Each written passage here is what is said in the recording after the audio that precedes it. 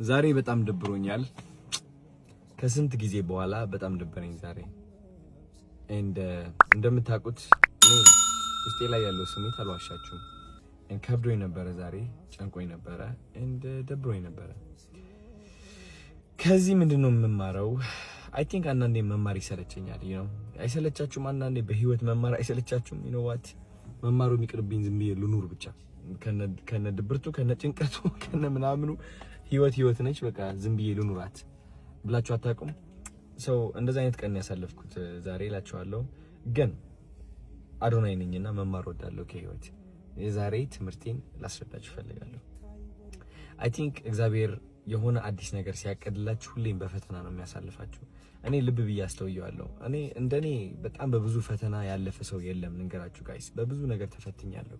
በብዙ ንቀት አልፌያለሁ፣ በብዙ ውድቀት፣ በብዙ ኖ እምቢ፣ አንተ በቂ አይደለህም ምናምን በጣም ኤክስፒሪየንስ ያደረኩኝ ሰው ነኝ። በእነዚህ ነገሮች አልፌያለሁና አስተውያለሁ። የእግዚአብሔር የበረከት ፕሮሰስ አይቼዋለሁ።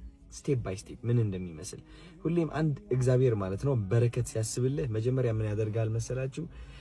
ድክመትን እንድታይ ያደርጋል። ያለህበት አዘቅት እንድታይ ያደርጋል።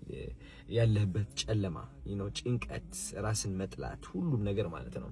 ከዛ በኋላ ምንድነው የሚያደርገው እግዚአብሔር? በእነዚህ ድክመቶችና በእነዚህ ያስተዋልካቸው ጭንቀቶች whatever it is ህይወትህ ላይ ያለ ነገር እንድትሰቃይ ያደርጋል።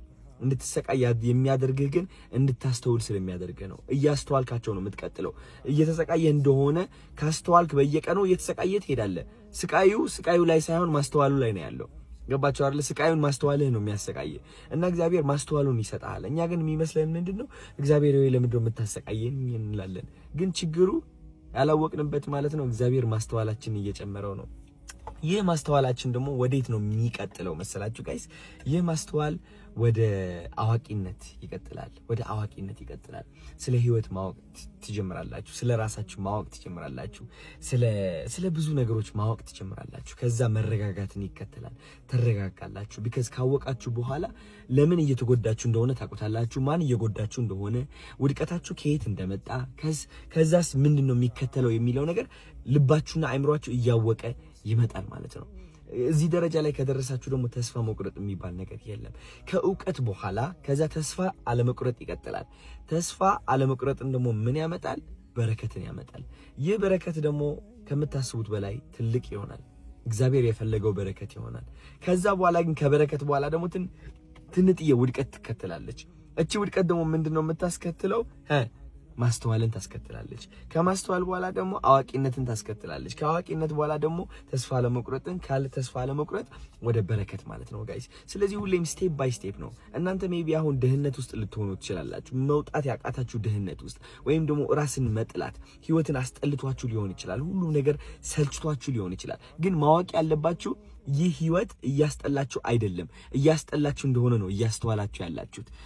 ይህ ህይወት ስቃይ የበዛበት አይደለም። ስቃይ የበዛበት እንደሆነ ነው እያስተዋላችሁ ያላችሁት። ስለዚህ ማስተዋሉን አትጥሉት። እግዚአብሔር ነው እንደ ትዕድልት እንደ በረከት ጠቅልሎ እየሰጣችሁ ያለው። ለምን? ለአዲሱ በረከታችሁ እያዘጋጃችሁ ስለሆነ ማለት ነው ጋይስ።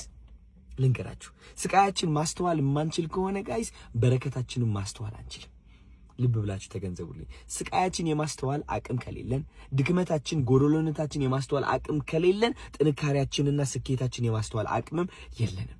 ስለዚህ እኔ ሁሌም ኦፍ ኮርስ ዛሬ አሁን ወድቅ ያለው ብዬ አስባለሁ። ያጋጠመኝ ነገር አለ። ገባችሁ አይደለ? የሆነ የደበረኝ ነገር አለ። አስተውየዋለሁ። ግን ይህ ውድቀት አስተዋልኩት እንጂ ይህ ውድቀት የኔ ሆኖ ለዘላለም አይቀጥልም። ማስተዋሌ ነው ዋናው ነገሩ። ካስተዋልኩኝ በኋላ ደግሞ አውቀዋለሁ እንዴት አድርጌ እንደምወጣ ከዚህ ውድቀት። ካወቅኩኝ በኋላ ደግሞ ተስፋ አልቆርጥበትም ብዬ እቀጥላለሁ።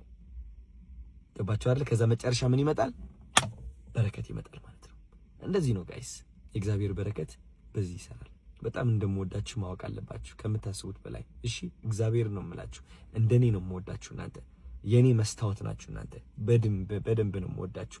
ጋሽ ሰለሞንን መኪና እንግዛላቸው። በጣም እየጠበቅኩኝ ነው ጋይስ፣ እንዳትረሱት። እወዳችኋለሁ። እሺ፣ ነገ እንገናኝ። ትልቅ ሰርፕራይዝ አለኝ ነገ።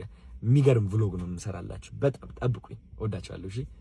ጭንቀት ያለ ነገር ነው፣ አትጨናነቁ አልላችሁም። አስተውሉት። ይህ ጭንቀት ከጭንቀት በኋላ ማስተዋል፣ ከማስተዋል በኋላ እውቀት፣ ከእውቀት በኋላ ተስፋ ለመቁረጥ፣ ከተስፋ ለመቁረጥ በኋላ